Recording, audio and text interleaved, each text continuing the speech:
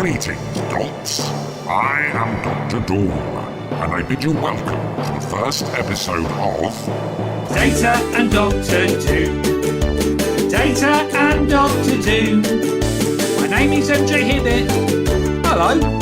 Thanks for listening to my show, which will tell you everything you'll ever need to know about Data and Doctor Doom. Data and Doctor Doom. It's a story about someone you either love or hate, who wants to rule the world because he thinks he's great, which might just be relevant to the world today. That's Data and Doctor Doom. Data and Doctor Doom. Today I'll introduce Doom and also me, compare him to a character from DC and then get into a bit of methodology in Data and Doctor Doom. Hello. As you've just heard, my name's MJ Hibbett, and you're listening to Data and Doctor Doom, the podcast about data and also Doctor Doom. In this first of 5 episodes, I'm going to tell you who Doctor Doom is, why I'm interested in him, and why you should be too. I'll also start to explain about empirical data analysis, and along the way, sing you some songs. First of all, though, let's talk about Doctor Doom. For those who don't know, he's primarily a comics character who appears in Marvel superhero comics. He first appeared way back in 1962, in issue 5 of The Fantastic Four, right at the very start of the so-called Marvel Age of Comics. That means Doctor Doom has been around almost as long as Spider-Man and longer than Iron Man, Doctor Strange, the X-Men and most of the other characters we know today from the Marvel Cinematic Universe. What makes him different from all of those characters is that he's a baddie, or to use a proper terminology, a supervillain. A supervillain's job in these comics is to generate stories by making life difficult for the superheroes, and Doom does this better than anybody. So over the years he's guest starred in at least one issue of pretty much every superhero comic that Marvel's ever published. However, outside of comics, he's not very well known at all because he's never been featured in the Marvel Cinematic Universe. Or at least, not until now. If you're listening to this, you've probably already seen him in the latest trailer for Avengers Doomsday, where he's going to be played by Robert Downey Jr. Doctor Doom's going to be the star of this movie as well as its follow-up, Avengers Secret Wars, so it's going to be a big deal. And when those films come out, I think a lot of people are going to want to know a lot more about Doctor Doom. And to be perfectly honest with you, I want it to be me that they ask. So, who is Doctor Doom? Well, Victor Von Doom, to give him his full name, is from the fictional East European country of Latveria. He had a fairly normal childhood, apart from the time his mother was killed as a witch. Oh, and also the time his father was hounded to death by the local baron. Young Victor did not take these early childhood traumas well, and swore an oath of vengeance against, well, everybody really. In his origin story, in Fantastic Four Annual Number 2 from 1963, he says, They murdered my mother when I was but an infant, and now they have slain my father. They'll pay for this. All of mankind shall pay. All of mankind shall pay. Victor Von Doom does not mess around. Years passed and student days followed, and young Victor was recruited through a US government scheme to attend university in America, where they paid his fees in return for him developing top secret weapons for them. Like many of us as students, young Victor experimented. Some people experiment with drugs, some experiment with their sexuality, but Victor chose forbidden experiments to contact the netherworld. He put a lot of effort into this, but unfortunately, the whole thing blew up in his face. Literally. His lab was destroyed and so was his face, leaving him in hospital. The dean of the university came to visit and, in a fine example of palliative care, told him, Von Doom, I'm expelling you from this school before you cause greater harm to yourself or to us. Just a note here, they were fine with him conducting dark magic experiments on campus, but drew the line at damage to university property. So, they took him out of college before he can finish his studies, but Victor doesn't care. He says, Bah, there is nothing more you can teach me anyway. you could argue that he's wrong here. For example, he clearly had more to learn from the mandatory training module on health and safety in the lab. After that, and again, like many of us after college, young Victor decided to go travelling. When I was that age, I spent a few weeks interrailing around Europe, but Victor was more adventurous. He went to the mountains of Tibet, where he sought out a group of monks and forced them to teach him the forbidden secrets of black magic and sorcery, which apparently is what goes on in monasteries. Once he'd learned everything they had to teach him, they made him a metal mask to cover his face. And as he put it on for the first time, young Victor declared, "From this moment on, there is no Victor Von Doom. He has vanished, along with the handsome face he once possessed. But in his place there shall be another, wiser, stronger, more brilliant, more powerful than ever before.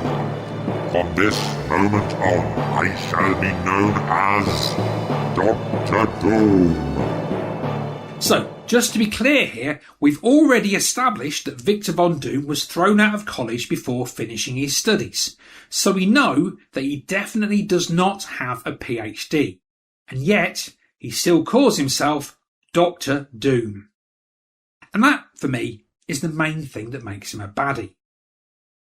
Anyway, with all that done, he returned to Latveria, where he led a bloody revolution, helped by robots and child soldiers, overthrew the government, murdered loads of people, and installed himself as the tyrannical dictator for life, who, just to be clear, calls himself Doctor, despite not having a PhD.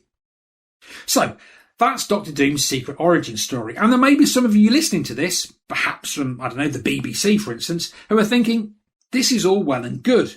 But I wonder if MJ Hibbett, whose contact details are available online, would be willing to come and say all this on Radio 4 or similar. And for the record, my answer to that would be, yes, I would. But there may be other people listening, possibly from Sky News or maybe even CNN, thinking, that's all well and good. But would he be able to come on telly and explain who Dr. Doom is in terms of another character who's much more widely known, possibly in the form of a song? And amazingly, the answer to that is also yes. And the other character who's much more widely known that I would use to explain Dr. Doom is Batman. Dr. Doom is surprisingly similar to Batman, but with one important difference. He's better. Allow me to explain.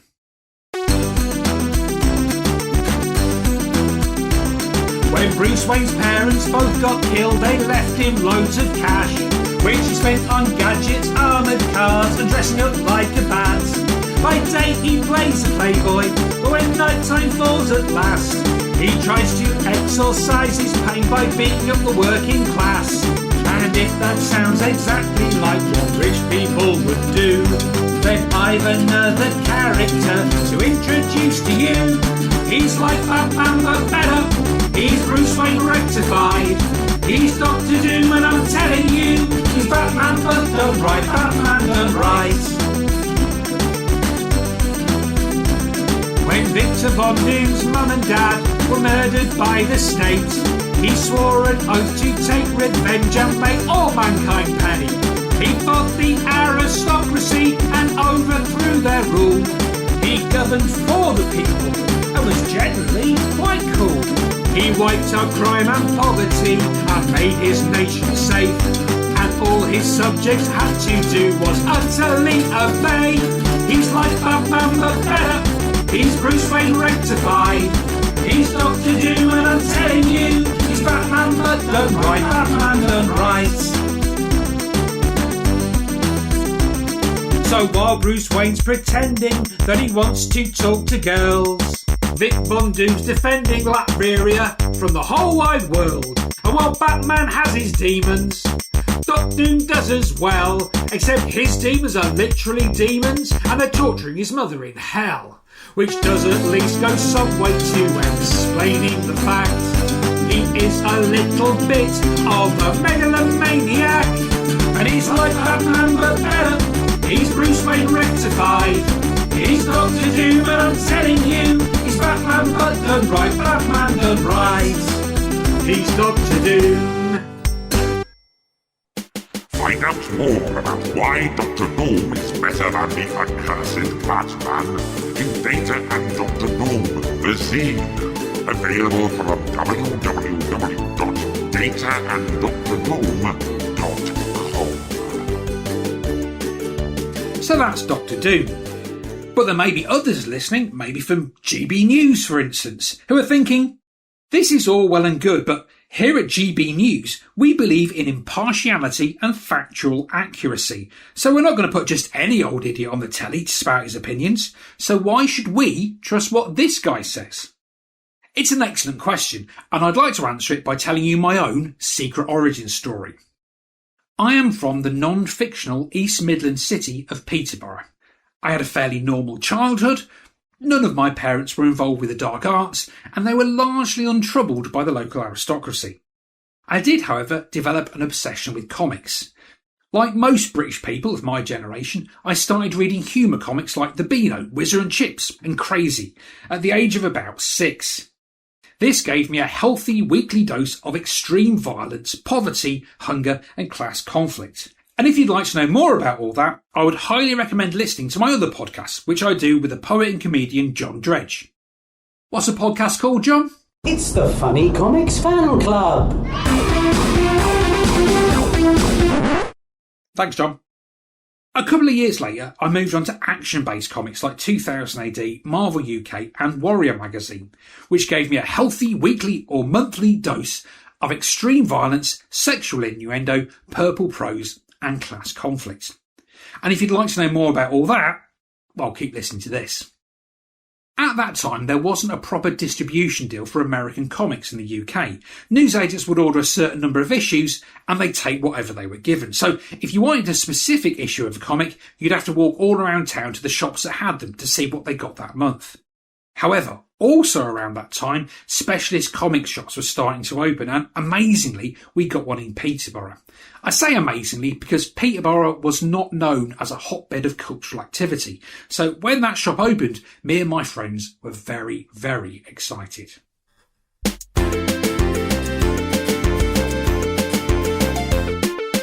1980s Peterborough was not the sort of place where you expected psychedelic shops to drop from outer space in a haze of paisley patterns that John Lewis couldn't know, playing records that you'd never hear on Herrywood radio.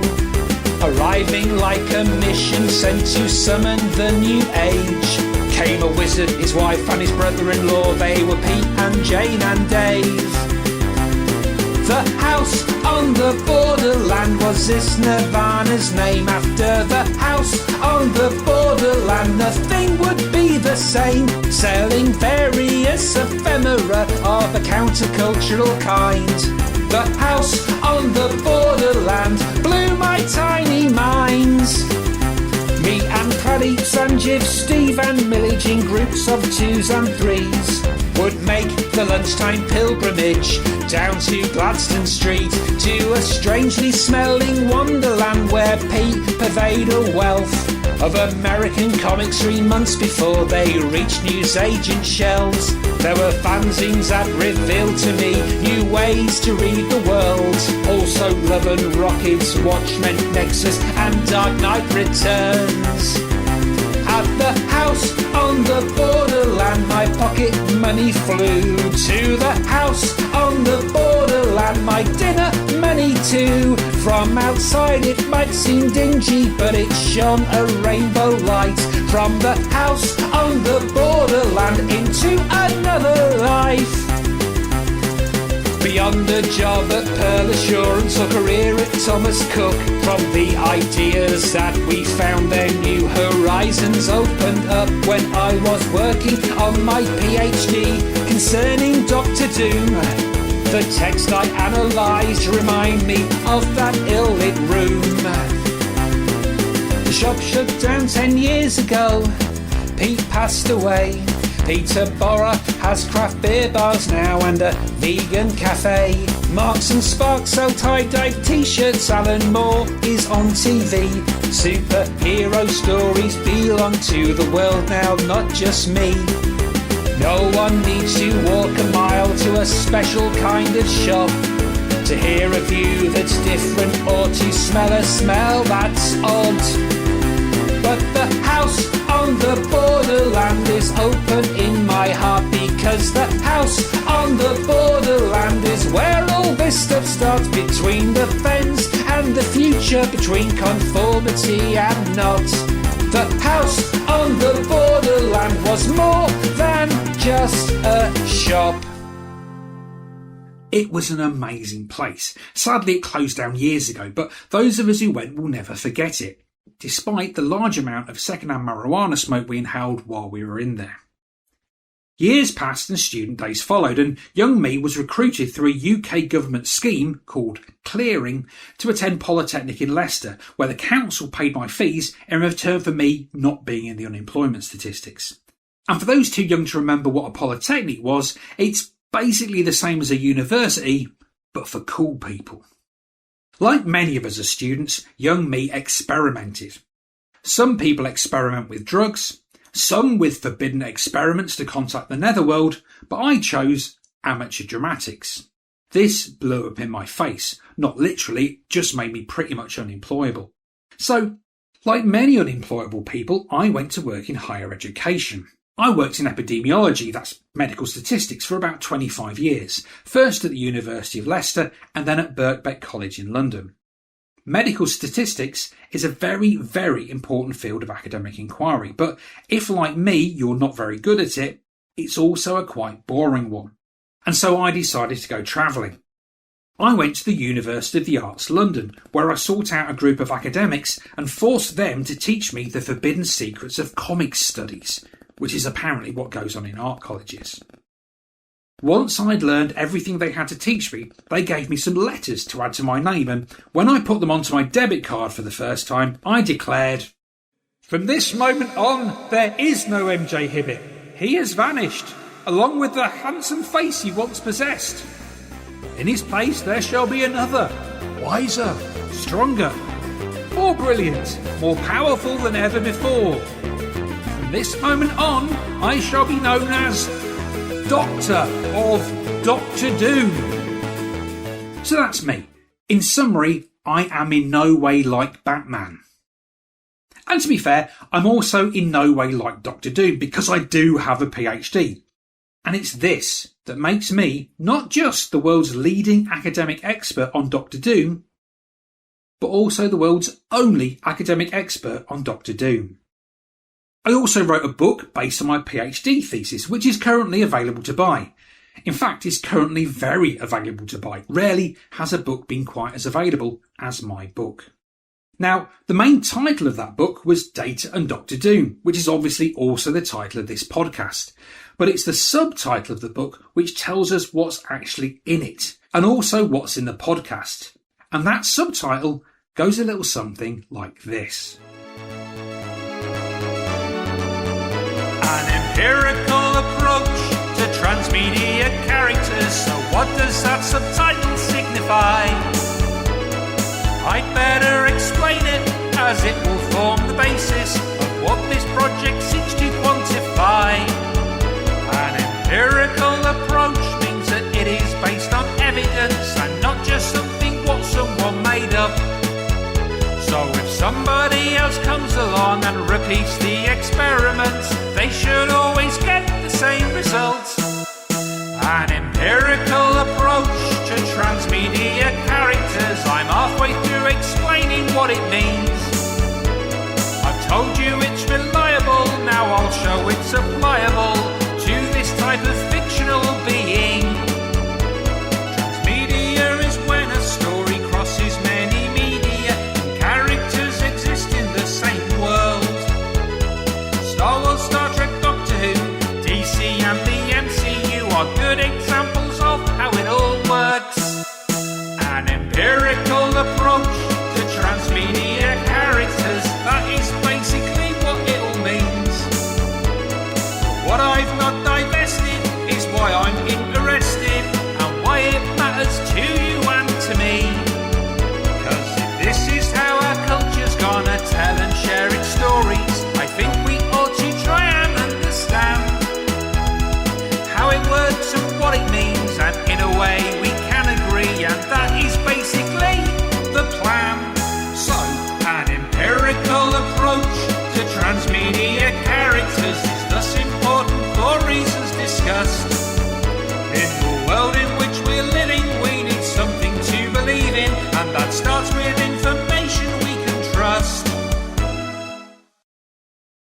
that's why I wanted to take an empirical, evidence-based approach to doing this, because opinions are all well and good, but facts are important, especially now, because we live in a time where objective truth has been devalued.